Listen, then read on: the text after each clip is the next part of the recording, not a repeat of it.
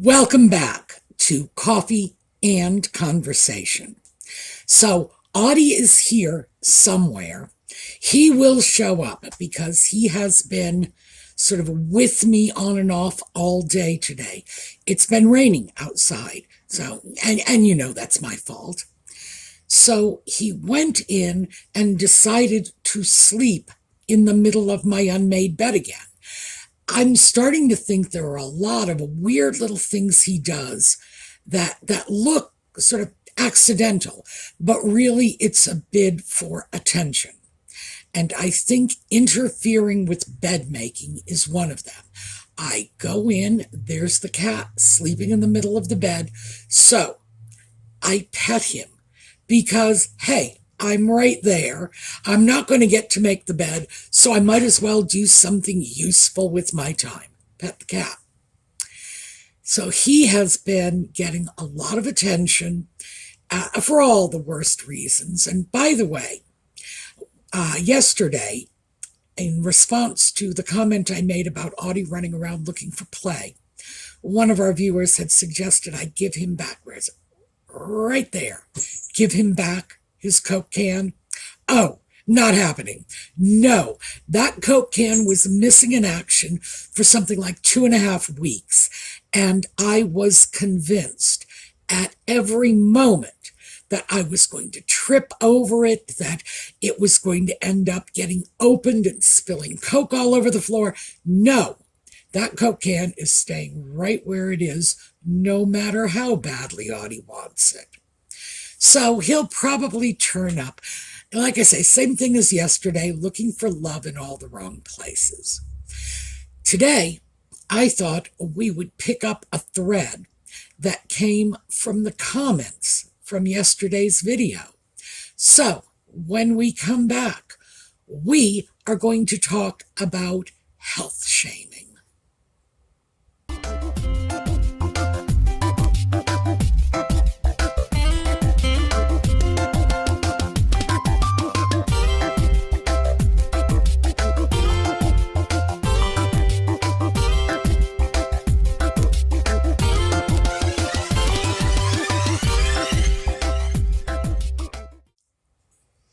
Okay, so where this all came from. One of our viewers made a comment about both her parents being type 2 diabetics, and she was very quick to point out that they never drank or smoked. And my first thought, this instantaneous thought was, well, okay. And then I realized this is plugging in to our shame about being sick. Mom and Dad were diabetics, but they were not bad people. They did not lead dissolute lives. They were not in the bar rooms. They were not, eating lunch at McDonald's every day of their lives for 50 years. We have this really disturbed tendency to feel that our health conditions are somehow our fault. Now, when I say we, of course, I'm talking about modern society. Keep in mind, of course, that in days gone by, years, centuries gone by, people were, in fact, considered somehow morally deficient if they became physically ill. More superstitious times led people to the conclusion that outward illness was manifestation of inward illness. And it looks to me like we've still got a little touch of that going for us. I remember when I was first diagnosed with diabetes, and I knew this was coming. I am the oldest of my siblings, yet I was the last to get that diagnosis of diabetes. The reason, by the way, and I did not know this at the time, I subsequently did the research and found out. The reason is that I'm blind. I don't drive. I walk. If I go somewhere, I need to walk. Everybody else in my family drives. My mother's side of the family is dominated by professional truck drivers. So, yeah, they drive like with a vengeance. Not me. And that was what kept the diabetes at bay as long as it was kept at bay. Was there any way I was going to completely dodge that bullet? No, it's genetic. Diabetes, type 2 diabetes, goes back to our Neanderthal ancestors. So this goes back like freaking forever, way before recorded history.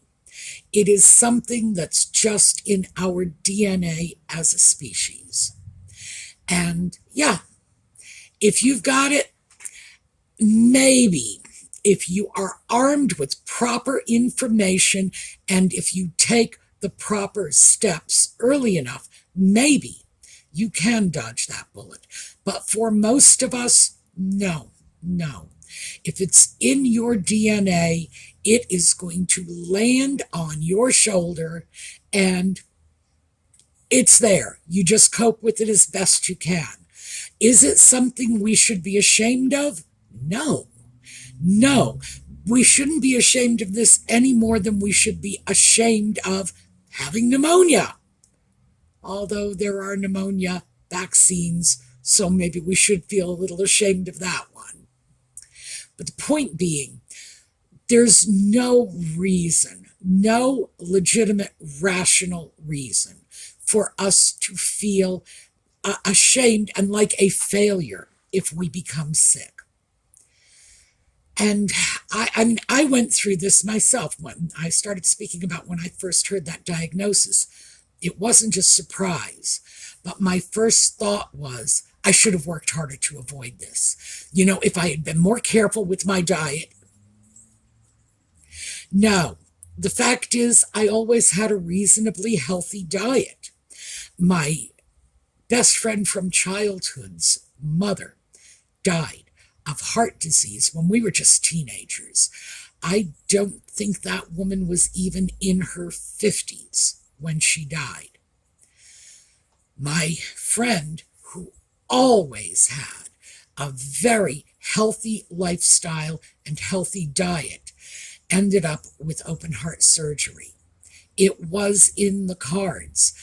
This is someone whose family had heart disease.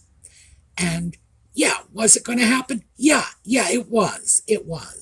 And my friend, it's not as if there was a way around it. It was going to happen. So the funny thing is, my friend's doctors would be saying, well, if you improved your diet, and then they looked at what my friend was eating and said, well, I guess there's not a lot of room for improvement.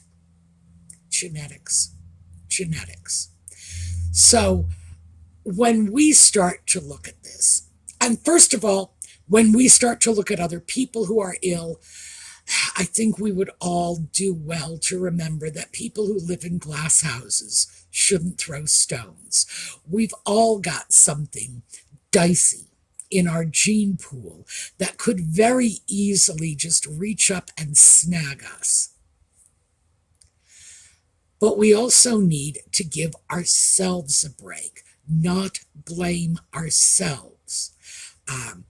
I looked at the whole situation with my diabetes diagnosis as a victory. It should have come along 20 years earlier. And as I say, it didn't, because I am just a dedicated walker. And walking, by the way, you want to stave off diabetes? Start walking. I had no idea what the connection was between walking and diabetes. Not at all. I ended up researching and found out that it is the kind of low-impact exercise that is the very best for regulating your blood sugar and keeping diabetes at bay. Who knew? For me, it was nothing more than a stroke of luck. Not everyone has the opportunity to do this. I walk out of necessity. because I have never driven a car. So my entire life is structured around not driving and being able to walk. Like, that's it. No, I do not drive. I must walk. For people who are living in the suburbs, commuting to a job in the city, this may not even be possible. These are people who may be absolutely wedded to their car and have no choice in the matter. And I understand that in a very detached sort of way. It's not like I can put myself in that situation, because no one's ever going to give me a driver's license. I resigned myself to that long, long ago. But I can understand, really, that there are people who just don't have that option. If they had to give up their car, they would have to give up their house in the suburbs and move somewhere on a bus line. That's not always an easy thing to do, so I get it.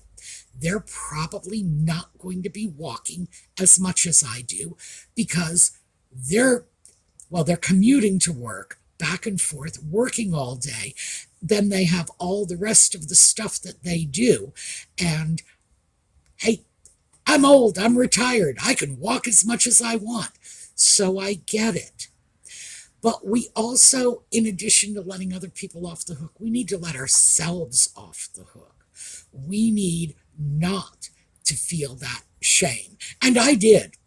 When the diabetes diagnosis came along, my first thought was, ooh, I managed to put this off forever. My second thought was, oh, this isn't good. I should have watched my diet better. I should have walked a little more. I should have. As if somehow what I had done in my life was what brought this on. It wasn't. It was genetics that dropped this in my lap. And yes, if I knew 30 years ago, 40 years ago, what I know now, maybe I could have staved it off for another 10 years. Maybe. Maybe not. The fact of the matter is, none of us has that level of control over our bodies and our health. We really don't. There are some things that are just in the cards. Because keep in mind, if we had absolute control over our bodies, over our health, how many of us would grow old and pass away? How many of us would catch colds? The quick and easy answer is none of us. There are a lot of things that are just beyond our control. So I thought we should at least, address that elephant in the room, because I did see that in that one particular comment, but not just there. It's gone through my own mind. My doctor had said to me one day, maybe you'd like to join a diabetic support group. And my first thought was, well, I'm not publicly admitting I have diabetes. Good Lord. And I said that like I'm not publicly admitting I have syphilis. The fact is that it just somehow made that shameful, loathsome disease equation for me. I am well past that now. Obviously, because I am admitting to you that I have diabetes. And trust me, if I had syphilis, I would not tell you.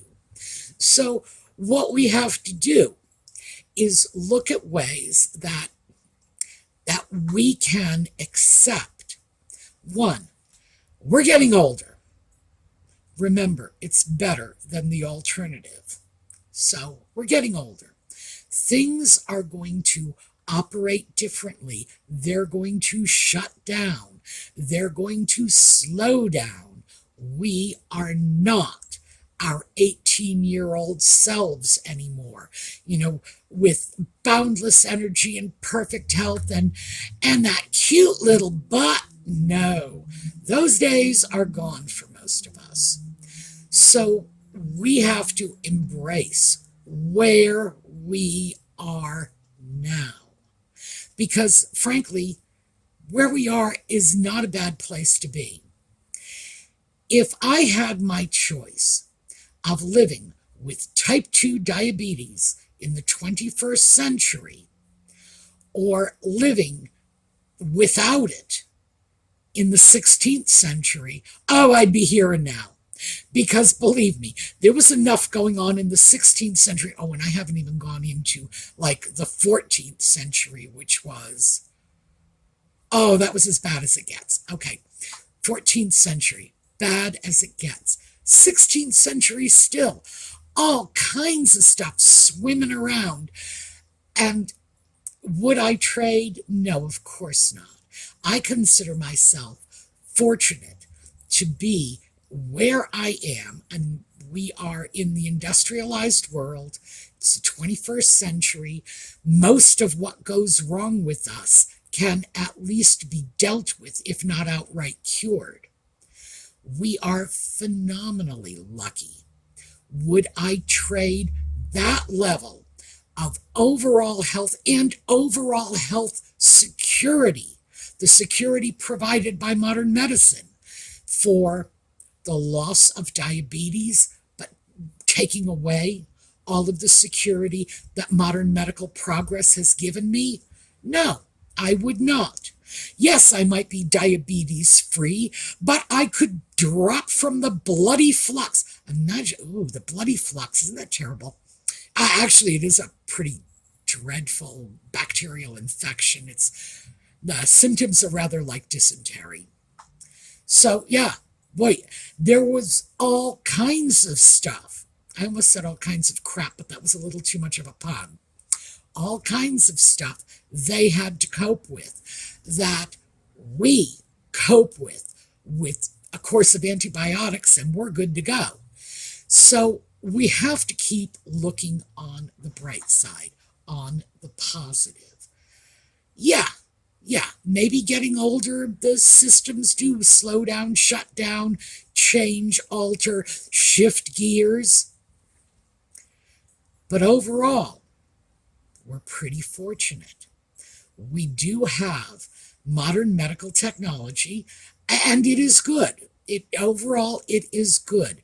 There's not a lot they can't deal with. Now, keep in mind, I do believe that 50 years from now, they will look back on us and say, oh my Lord, they were living in the days of the barber surgeons.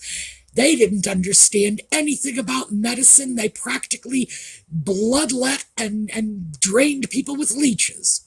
I'm sure they will. I'm sure a great deal of what is done today, 50 years from now, is going to look like nothing more than voodoo. But it's important to remember that in the early 20th century, a heart attack was considered irreversible. You had a heart attack, that was it. You were dead. They looked at you. There was no CPR. That nobody said, well, let's see if we can start that heart up again. If you said something like that, they probably would have institutionalized you, because everybody knew dead was dead was dead. So we need to take advantage of what we do have, but we also need to stop letting this health crazy culture we are in make us feel like somehow we are failures. If only we had gone to yoga classes, if only we had drank that broccoli milkshake. I've tasted green juice. I do love vegetables, but green juice, oh, you can have it, thank you very much.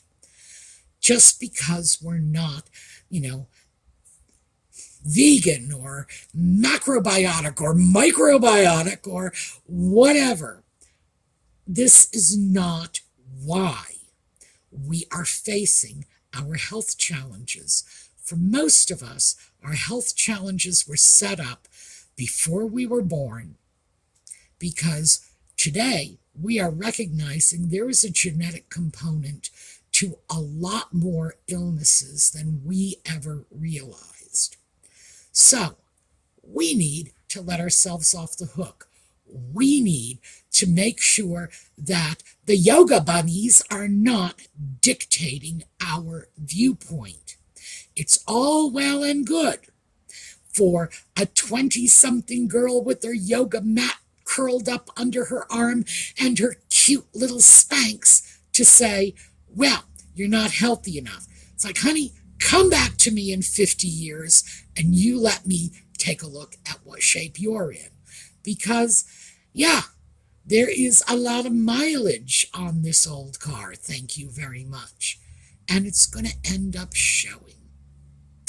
So, this is going to be a bit of a shorter video because that is really what I wanted to say to you, that we need to just jettison the guilt and we need not to let that health crazy culture make us feel guilty because we are not as healthy as aging baby boomers, as our little Gen Z friends. So, just let's see if we can't internalize that and give ourselves a little break here. All right, that's what I have for you today. We are going to take a look at a slideshow on the way out. For those of you who join us for Just Chatting, that'll be at 8 o'clock this evening, and that is 8 o'clock New York City time. For the rest of you, we will see you all next week, and in the meanwhile, have a terrific day.